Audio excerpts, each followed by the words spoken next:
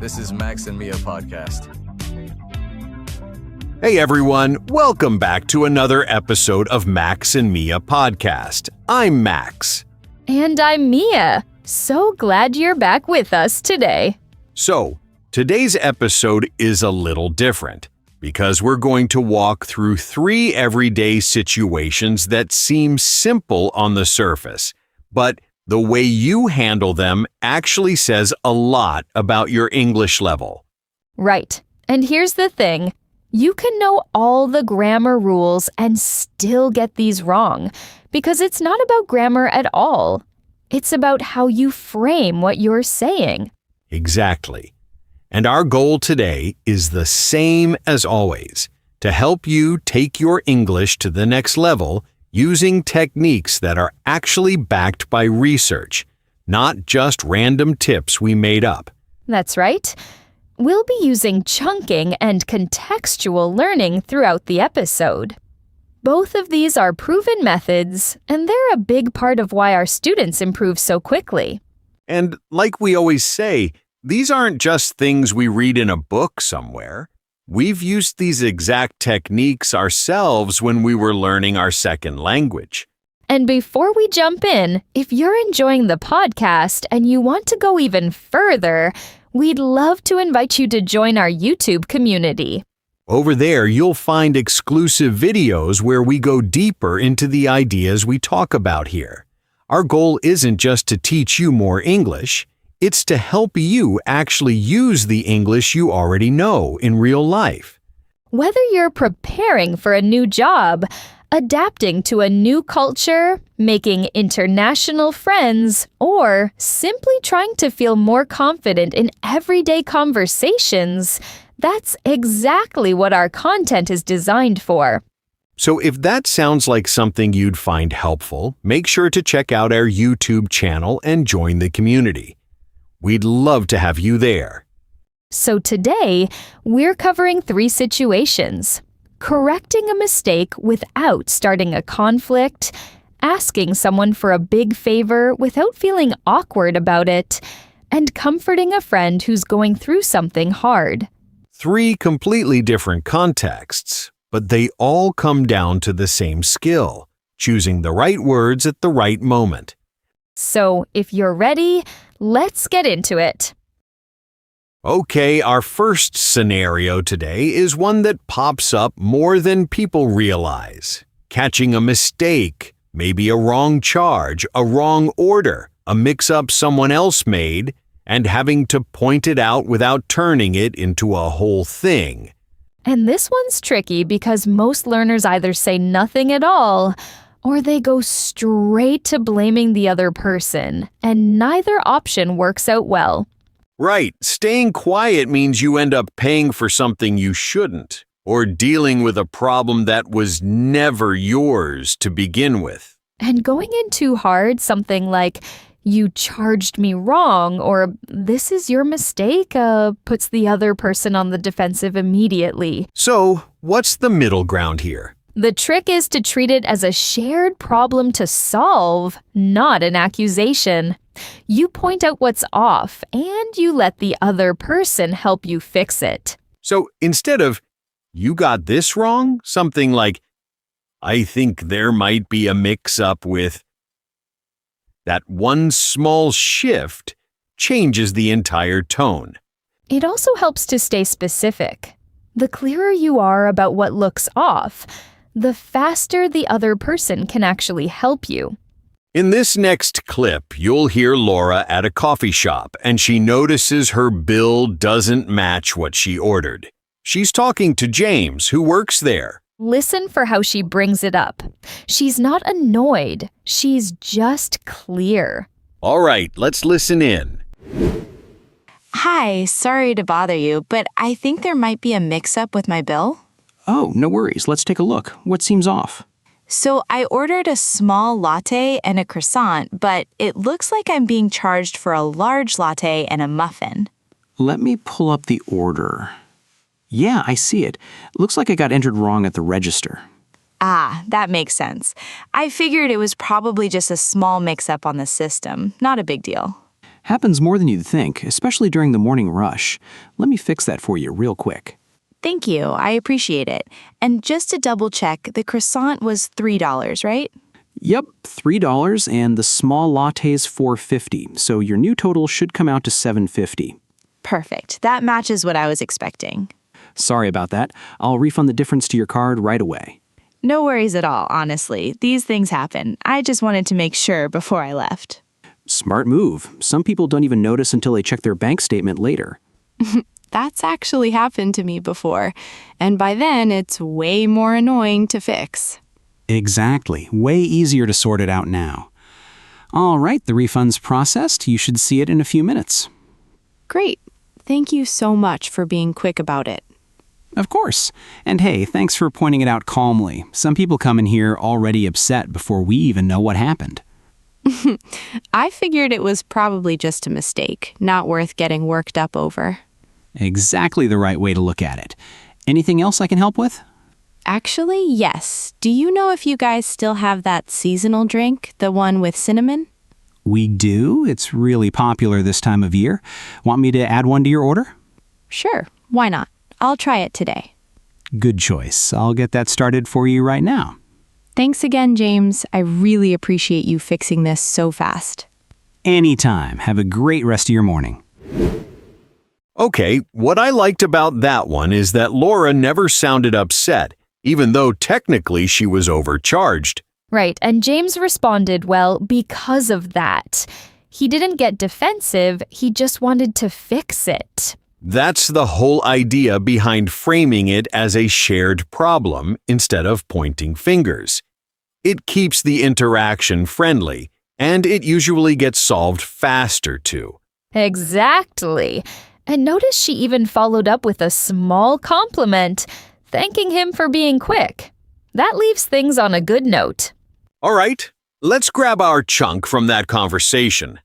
I think there might be a mix-up with... This chunk works anywhere you need to point something out without sounding like you're blaming someone. It's soft, but it still gets your point across clearly. So, picture yourself using it somewhere completely different. For example, I think there might be a mix-up with the reservation. We booked for 4 people. Or, I think there might be a mix-up with the schedule. I was told my shift starts at 9. Try building your own sentence with it before we move on to the next scenario. All right, our second scenario is one that makes almost everyone squirm a little. Asking someone for a favor that feels like a lot to ask, not a small one. Oh, this is such a common block. People are fine asking for tiny things. Can you pass me that? But the second the favor feels bigger, they freeze up completely. Right? And usually what happens is they either avoid asking altogether, or they over-apologize so much that the request gets buried under all the sorries. Which honestly makes the other person more confused than anything. If you keep apologizing, they can't even tell what you're asking for. So what's a better approach? Acknowledge that it's a real favor once, clearly, and then just ask directly. You don't need to soften it 5 different ways. So something like, I know it's a big ask, but said once, followed by the actual request. That's it. And giving a bit of context helps too. It shows the other person you're not just asking randomly, you thought it through. In this next clip, you'll hear Ethan asking his friend Priya for a pretty big favor before a work trip. Notice how he asks once and then just waits. And notice how Priya reacts. A well-placed favor request usually lands better than people expect. Let's give it a listen. Hey, do you have a second? I wanted to ask you something. Sure. What's going on? So, I'm heading out for that work trip next week, and I know it's a big ask, but would you be able to stay at my place and watch Rusty while I'm gone? Oh, for how long exactly? 5 days. He just needs someone to walk him twice a day and feed him. Nothing too complicated. 5 days. Yeah, actually, I think I can make that work. My schedule's pretty light that week. Seriously? That would help me out so much. I was honestly worried I'd have to cancel the trip. No, don't cancel anything. It's fine.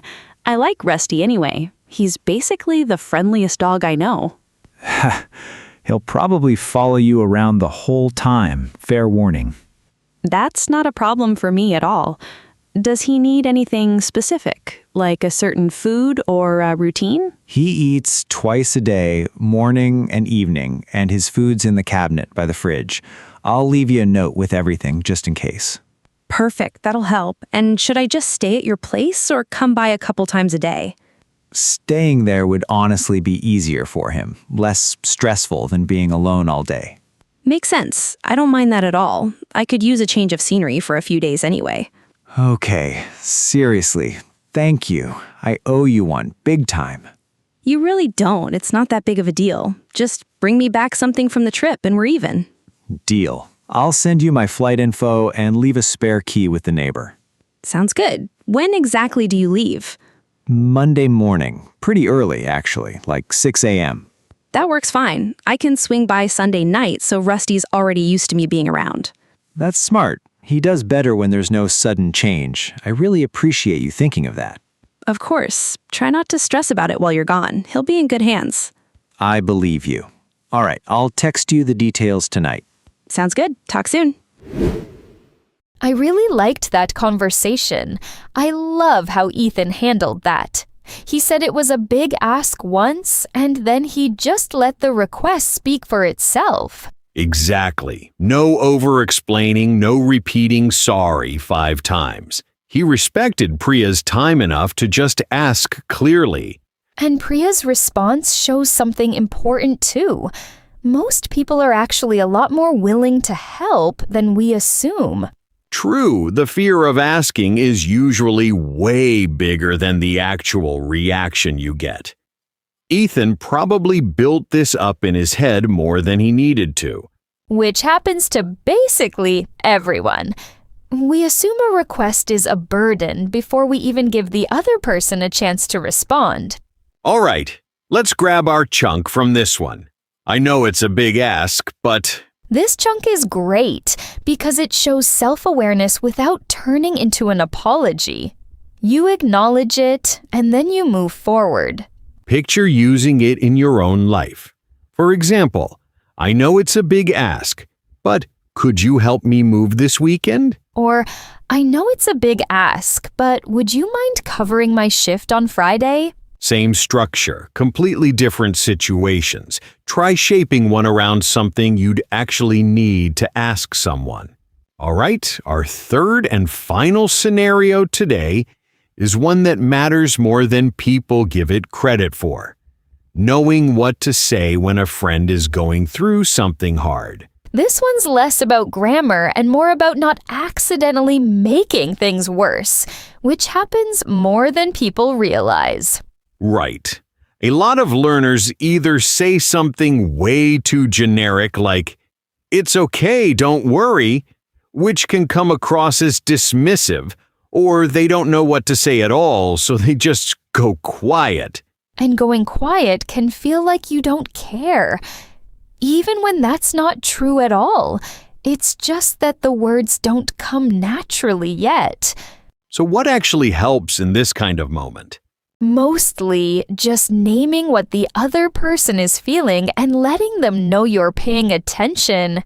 You don't need to fix anything. You just need to be present. So something like, "That sounds really tough," or "I'm really sorry you're dealing with this," instead of jumping straight into advice. Exactly.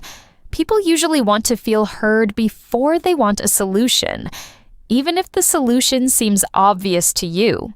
In this next clip, you'll hear Anna calling her friend Mark, who just found out he's being let go from his job. Listen for how Anna responds. She doesn't rush to fix things. She just stays with him in the moment first. All right, let's listen in. Hey, I saw your message. Is everything okay? Not really. I got laid off today. They called me in this morning and just let me go. Oh, Mark, I'm really sorry you're dealing with this. That's such a heavy thing to hear out of nowhere. Yeah, I honestly didn't see it coming at all. I thought things were going fine. That sounds really tough, especially when there was no warning. How are you feeling right now? Kinda numb, to be honest. I haven't really processed it yet. I just left the building and started driving. That makes complete sense. You don't have to have it figured out today. Part of me is also just embarrassed, you know? Like, I have to tell people now. You don't need to feel embarrassed about this. Companies make these decisions for all kinds of reasons that have nothing to do with how good someone is at their job. I know that logically, but it still stings. Of course it does. That's completely fair. Give yourself some room to actually feel upset about it before jumping into fix-it mode. You know me too well. I was already halfway through updating my resume. That doesn't surprise me at all. Just maybe give yourself today at least before diving into all that. Yeah, you're probably right. I think I just need to sit with it for a bit.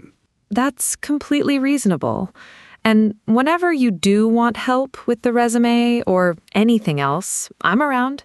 I appreciate that, seriously. It helps just talking it through with someone. Anytime.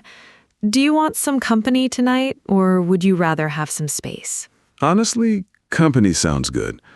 I don't really want to be alone with my thoughts right now. Say no more. I'll head over after work. We can order food and just hang out. No pressure to talk about it if you don't feel like it. That sounds perfect. Thank you for this, really. Of course. You'd do the same for me. I would, without a doubt. All right. I'll see you tonight. Try to take it easy this afternoon. I'll try. Thanks again, Anna. Talk soon. What stood out to me is that Anna never once tried to fix the situation. She just stayed present with him. Right. And that's exactly what most people need in that moment. Mark wasn't looking for a solution. He was looking to feel understood. And she still offered help later. Whenever you want help with the resume. But she didn't push it. She let him lead. That balance is so important. Comforting someone isn't about staying silent forever. It's about reading when to just listen and when to offer something more. All right, our last chunk of the day. I'm really sorry you're dealing with this. This chunk works for almost any hard situation. It's warm, it's simple, and it doesn't force the other person to explain more than they want to. Picture using it yourself. For example, I'm really sorry you're dealing with this. Let me know if you need anything. Or, I'm really sorry you're dealing with this. That sounds exhausting. Small phrase, but it makes a real difference in how supported someone feels. All right, let's recap today's episode. We covered 3 situations that seem small, but actually shape how confident and natural you sound. Correcting a mistake without starting a conflict, asking for a big favor without feeling awkward, and comforting a friend going through a hard time. And in every single one, the fix wasn't about knowing more grammar. It was about choosing the right framing before you speak. Exactly. And we picked up 3 solid chunks along the way, too. I think there might be a mix-up with, I know it's a big ask, but, and I'm really sorry you're dealing with this. These are short phrases, but they carry a lot of weight once you actually use them in real conversations. So here's your challenge for the week. Pick one of today's situations and actually put it into practice, even if it feels a little unnatural at first. That discomfort usually means you're stretching yourself in the right direction. All right, that wraps up today's episode. Thanks so much for spending this time with us. We really hope you walk away with something you can use right away, not just theory you'll forget by tomorrow. And don't forget to check out our YouTube community. There's plenty of extra content there we think you'll really enjoy. If you liked this episode, it'd mean a lot if you left a like, dropped a comment, and hit subscribe so you don't miss the next one. And if you know someone who's also learning English, share this episode with them. It really helps us reach more people. Every comment, and share genuinely makes a difference for us, and it helps us keep making content like this. Big hug from both of us, and we'll catch you in the next episode. Take care, keep practicing, and see you next time.